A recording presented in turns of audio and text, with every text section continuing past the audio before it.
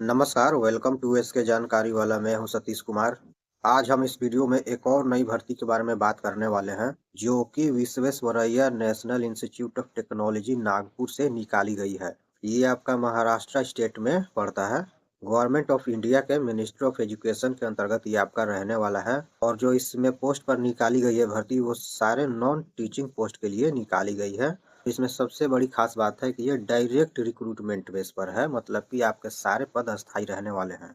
Group A B C में ये भर्ती निकाली गई है। यहाँ से हम लोग इम्पोर्टेंट डेट जरा देख लेते हैं, तो आप लोग देख सकते हैं कि आपका फॉर्म स्टार्ट हो चुका है ऑनलाइन, और आप जो है 1 मार्च तक इस फॉर्म को अप्लाई कर सकते हैं। एग्जाम पैटर्न क्या है, सिलेबस क्या है, क्वालिफिकेशन क्या है, सारा चीज़ मैं इसमें आपको बताऊंगा।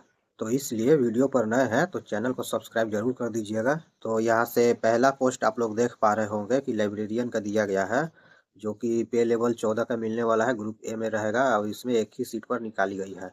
और दूसरा वाला देखिएगा तो सीनियर साइंटिफिक या टेक्निकल ऑफिसर, ये भी लेवल आपका 12 का रहने वाला है, जो कि ग्रुप ए में ही आएगा। और नंबर ऑफ वैकेंसी देखा जाए तो इसमें 2 सीट खाली है।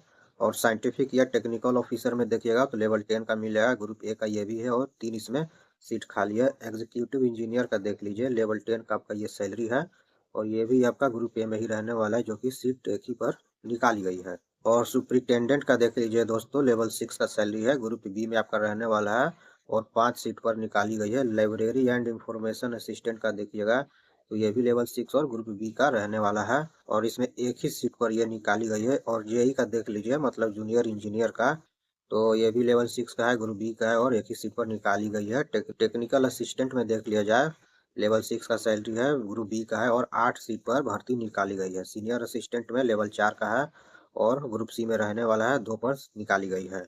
सीनियर टेक्नीशियन का देख लीजिएगा तो ये भी आपका ग्रुप सी में है, और लेवल 4 का सैलरी मिलेगा, 3 पर निकाली गई है। जूनियर असिस्टेंट का देख लीजिए दोस्तों, लेवल 3 का सैलरी मिलेगा, ग्रुप सी में है, और इसमें भी 3 सीट पर निकाली गई है। टेक्नीशियन का देख लीजिएगा तो ये भी सी में आएगा, और इसमें भी लेवल 3 का ही सैलरी मिलेगा, और इसमें 10 पर निकाली गई है। ऑफिस अटेंडेंट या लैब अटेंडेंट इसको आप कह सकते हैं, जो कि पे लेवल 1 इसमें रहने वाला है, ग्रुप सी का है, और 5 सीट पर निकाली गई है। इसमें एक चीज़ ध्यान दीजिएगा दोस्तों, जो 6 नंबर का ये है, लाइब्रेरी एंड इंफॉर्मेशन असिस्टेंट, ये सिर्फ पीडब्ल्यूबीडी वालों के लिए निकाला गया है, तो सिर्फ वही भरेंगे, बाकी कोई लोग नहीं भर सकते हैं। तो उस बात को थोड़ा आप लोग ध्यान दीजिएगा। तो यहाँ से हम लोग सारे पोस्ट की योग्यता के बारे में भी बात कर लेते हैं, क्या किसमें मांगा गया है। मैंने आपको एक चीज़ बताना भूल गया, जो कि अभी मैं आपको ऊपर में दिखा देता हूँ। यहाँ से आप लोग देख लीजिए, ये जो हमारा इंस्टीट्यूट है, इसको आप शॉर्ट में VNIT भी आप देख सकते हैं कि यहाँ से दिया गया है। इसको मैंने इसलिए बता दिया कि बाद में आपको कहीं कहीं पे यही दिखाई दे, तो आप तुरंत पकड़ पाएँ, इसलिए मैंने आपको दिखा दिया। चलिए हम लोग योग्यता के बारे में देख लेते हैं। लाइब्रेरियन का जो एक सीट निकाला गया है वो यूआर से भरे जाने हैं। और क्वालिफिकेशन की बात किया जाए तो मास्टर डिग्री मांगा गया है लाइब्रेरी साइंस में, और आपसे एक्सपीरियंस भी मांगा गया है दोस्तों, तो इसको हम लोग स्किप कर देते हैं। जो भी एक्सपीरियंस बेस है उसको हम लोग स्किप करके आगे बढ़ते हैं। तो एग्जीक्यूटिव इंजीनियर का देख लेते हैं। इसमें जो एक निकाला गया है, यूआर को भरना है, लेकिन इसमें आप एक चीज़ ध्यान दीजिएगा, ये सिविल ब्रांच से जो किए हैं ये वही लोग भर सकते हैं, बाकी दूसरे ब्रांच वाले नहीं भर सकते। तो आपके पास भी है, बीटेक सिविल में है, वो भी फर्स्ट क्लास, तो इस फॉर्म को भर सकते हैं। और इसमें आप लोगों का शॉर्टलिस्ट किया जाएगा इंटरव्यू के आधार पर, फिर उसके बाद हो सके तो स्किल टेस्ट लिया जाए। सुपरिटेंडेंट का देख लेते हैं। इसमें 5 पर निकाला गया है, और 4 यूआर में है, 1 ओबीसी में है, और अपर एज लिमिट 30 दिया गया है। और आपने फर्स्ट क्लास से ग्रेजुएशन किया है तो आप इस फॉर्म को भर सकते हैं। आपका स्क्रीनिंग टेस्ट भी होगा, और यहाँ पे मेथड ऑफ सिलेक्शन में आप देख सकते हैं, इसमें आपसे 100 क्वेश्चन पूछे जाएंगे, 200 नंबर का होगा, और 0.5 का निगेटिव भी रहने वाला है। और 40 नंबर आपसे इसमें जैसे मैथ हो गए, रीजनिंग हो गए, जीके हो गए, कंप्यूटर इंग्लिश से आपसे पूछे जाएंगे। और 60 जो क्वेश्चन है वो आपका डोमेन नॉलेज से पूछे जाएंगे। डोमेन नॉलेज मतलब जैसे कि किसी खास विषय में आपके पास गहन अध्ययन आपने किया हो, तो उसको आप समझ सकते हैं डोमेन नॉलेज से। अदरवाइज यहाँ से डोमेन नॉलेज का सिलेबस भी दे दिया गया है। 2 घंटे का आपको समय दिया जाएगा।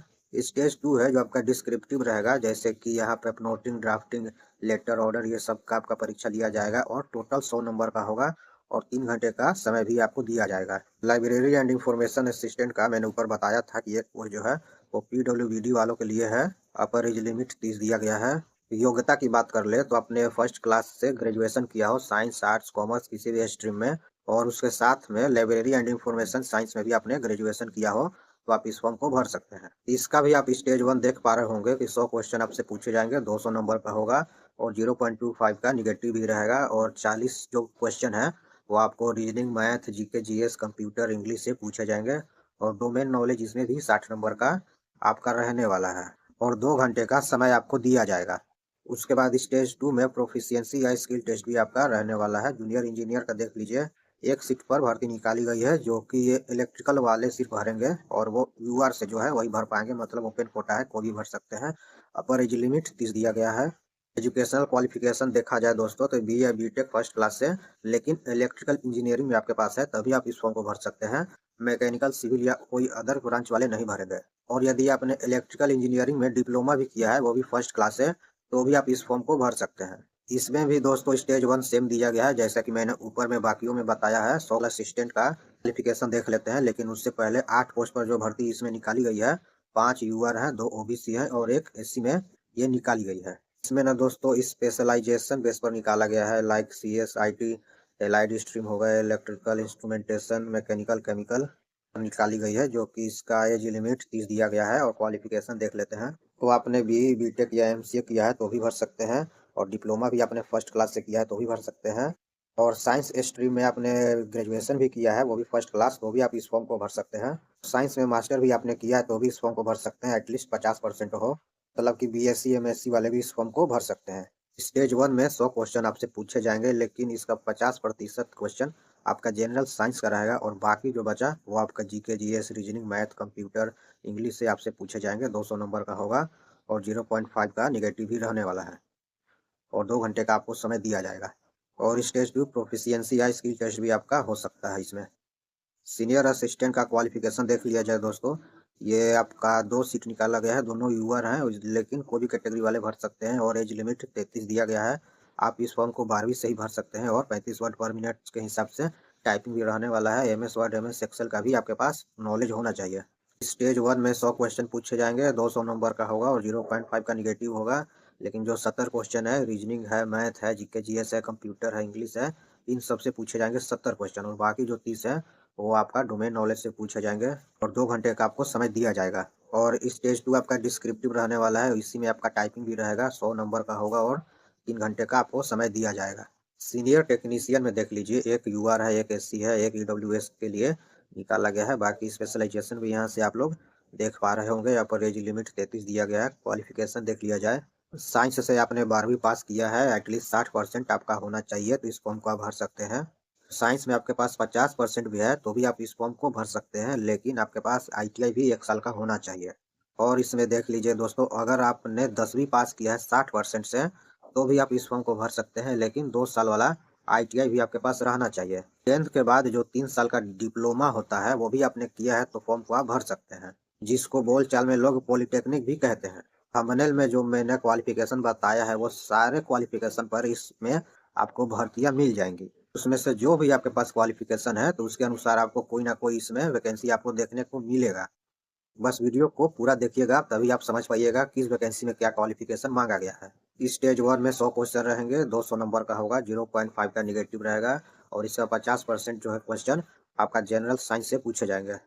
और बाकी जो क्वेश्चन बचा वो GK, GS, current affairs, math, reasoning, English, computer से पूछे जाएंगे। 2 घंटे का समय दिया जाएगा।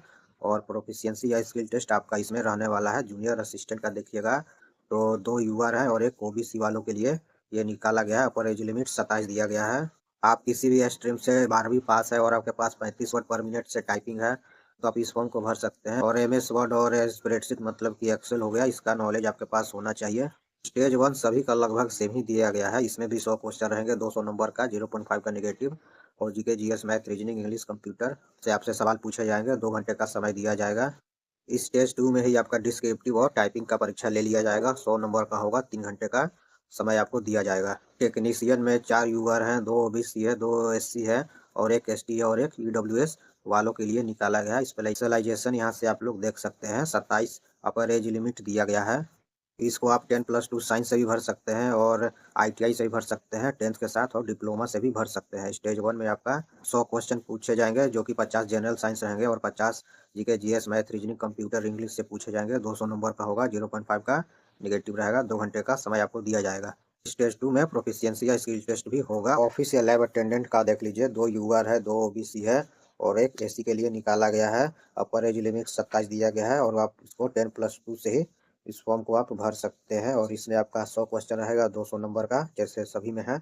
और 0.5 का नेगेटिव रहेगा। 100 क्वेश्चन पूछे जाएंगे, GK, GS, math, reasoning, current affairs, English, computer से, और 2 घंटे का समय दिया जाएगा। इसमें आपका मेरिट यही सीबीटी के आधार पे बनाया जाएगा। और अपर एज लिमिट में सभी को छूट दिया जाएगा। यहाँ से एप्लीकेशन फी देख लेते हैं। यूआर ओबीसी ईडब्ल्यूएस को 3,360 रुपये लगने वाले हैं, जो कि काफ़ी फीस है दोस्तों। जिनका भी आर्थिक कंडीशन अच्छा होगा वही लोग फॉर्म भरिएगा, क्योंकि फीस बहुत ज़्यादा है।